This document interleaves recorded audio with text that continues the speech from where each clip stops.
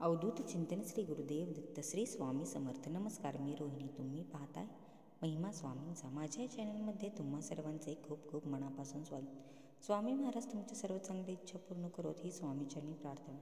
चला तर मग आज आपण पाहणार आहोत, तुमच्या कुटुंबाला घराला दृष्ट लागली असेल तर हा उपाय नक्की करा.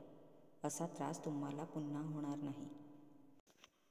आता दृष्ट लागणे म्हणजे काय, तर तुम्हाला तुमच्या कुटुंबाला कधी कधी दृष्ट लागते, नजरबाधा होते. याचे अनुभव तुम्हाला येत असतीलच.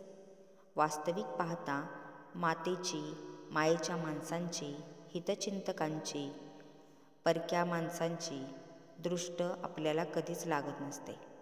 खऱ्या अर्थाने तुमचा द्वेष करणाऱ्या तुमच्या जवळच्या माणसांची जास्त दृष्ट तुम्हाला लागत असते.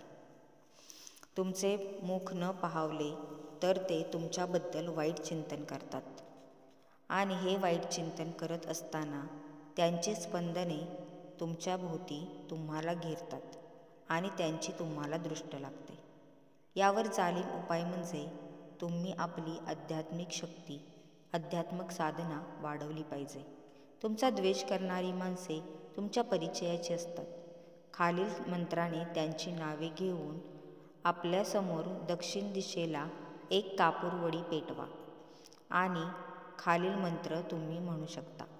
ओम द्राम द्रीम द्रौम सहा दुष्टदृष्टी विनाशाय नमः स्वाहा.